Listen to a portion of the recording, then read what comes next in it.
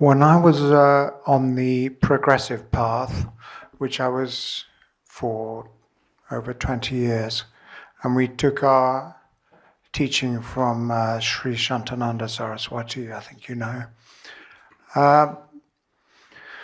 it was always said that liberation, or I think the term you use is recognizing your true nature, that could only come by grace, and you can't do it. It just happens by grace, and I think quite a lot of contemporary teachers would say a similar thing, and Christianity does as well. So when you use this term, walking your way back to your true nature, I'm just trying to square this. Can you help? Yes. Okay.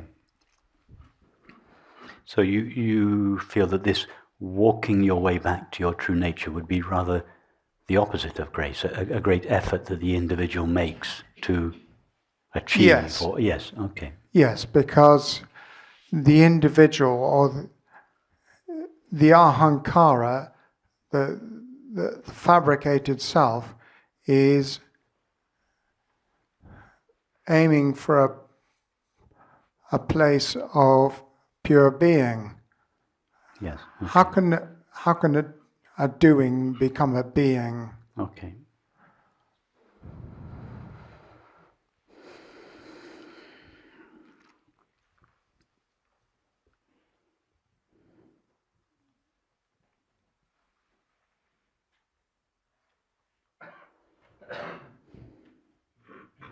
Okay, I need to introduce you to John Smith and King Lear.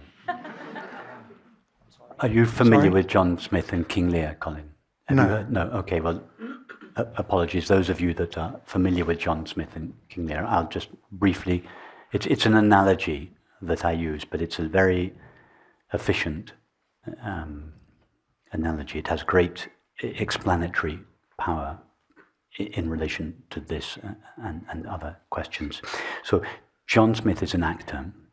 He lives a peaceful life alone at home. And he goes to the theatre one night to play the part of King Lear. He goes to his theatre, he puts on King Lear's costume, he adopts King Lear's thoughts and feelings, and he seems to become King Lear without, of course, ever ceasing to be John Smith.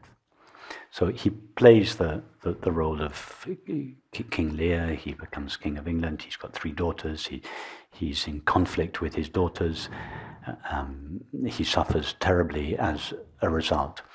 And at the end of the play, so fully has he played the part of King Lear that he loses himself completely to the part. In other words, he forgets that he is John Smith, and to all intents and purposes, he becomes King Lear. Of course, he never really becomes King Lear because there is no character called King Lear. King Lear is just a self-assumed limitation of that John Smith himself freely assumes.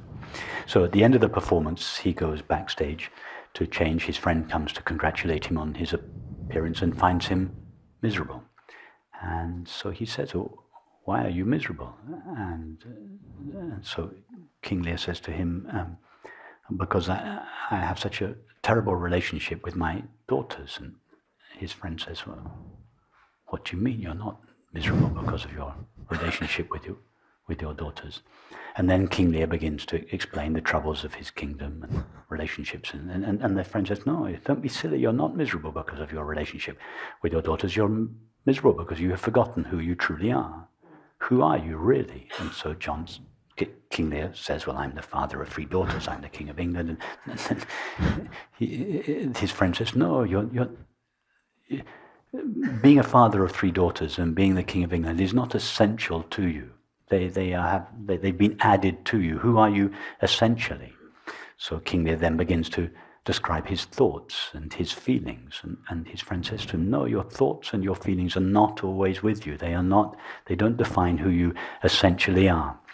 And his friend is of course teaching him self-inquiry. King Lear is beginning to walk himself back in his experience, closer and closer and closer to who he really is. And as he does so, King Lear goes through these layers in himself. And each time his friend asks himself who he is, he finds it more and more difficult to describe. There are longer and longer pauses or silences in their conversation as King Lear begins to find, well, who am I really? What is it that is essential? What am I before I was a father of 3 daughters or the King of England? And then at some point in the conversation, there is this recognition, I am John Smith. And at that moment, King Lear's suffering comes to an end. So, that's the background, that's the analogy. John Smith is, of course, our essential being. King Lear is, of course, the person that our essential being clothes itself in: our thoughts, our feelings, our activities, our relationships, all these elements of our experience that are not essential to us, but clothe or colour our essential, irreducible self. So, just as King Lear, clothed in the costume and thoughts and feelings of King Lear, seems to become King Lear, he limits himself in the form of King Lear, so our being assumes the forms, or the clothes of thoughts, feelings, activities and relationships, and as a result seems to limit itself. So we seem to become a limited being, and our being is limited by our thoughts, feelings, activities and relationships, just as previously John Smith was limited by the costumes and the thoughts and activities of King Lear. So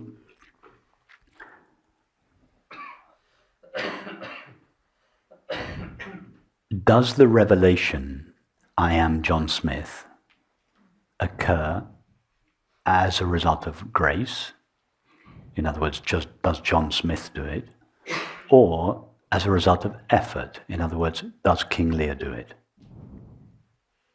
Who is it that walks all the way back from King Lear's suffering to the recognition, I am John Smith, and the peace that comes with that recognition? Who undertakes the journey?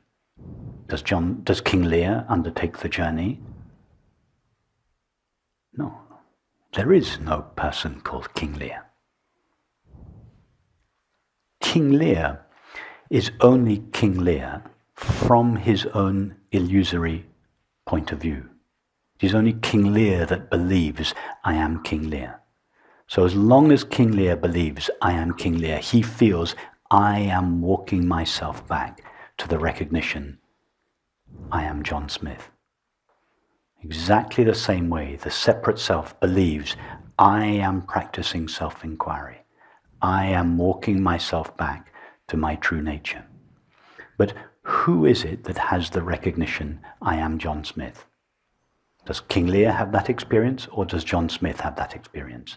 John Smith. John Smith. King Lear cannot have the recognition, I am John Smith, because as soon as the recognition, I am John Smith, takes place, King Lear ceases to be. In fact, he doesn't cease to be. There never was a person called King Lear. So there's no question of King Lear ceasing to be. King Lear is not a person or an entity in his own right. He is the activity of John Smith. But he doesn't know that. He thinks he's a person in his own right. And as long as he thinks he's a person in his own right, he, the person he believes and feels himself to be, has to take the journey.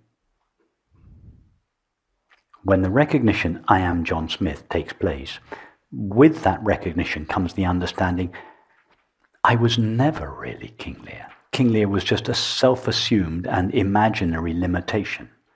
But there was never a real person called King Lear who left John Smith and then returned to John Smith. It was John Smith himself who freely limited himself in the form of King Lear and then divested himself of that limitation. In other words, John Smith did everything. In exactly the same way, everything is grace. But grace, when viewed from the perspective of the separate self, feels like effort. So grace, effort, is just what grace looks like from the point of view of the separate self. I see. Thank you. So there's no conflict between making efforts and grace. We feel the efforts we make to return to our true nature, we feel, I am taking the journey back to our true nature. We don't yet know that it is God who is reeling us in. We think we're taking the journey. No, the separate self does nothing. There is no separate self, either to do something or not to do something. It is God's being that clothes itself in limitations and seems to become a separate self.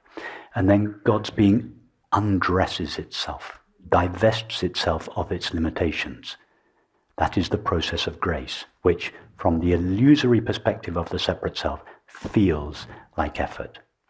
So if you feel that you need to make the effort, but know that it is always God who is doing it. That's perfect. Thank you.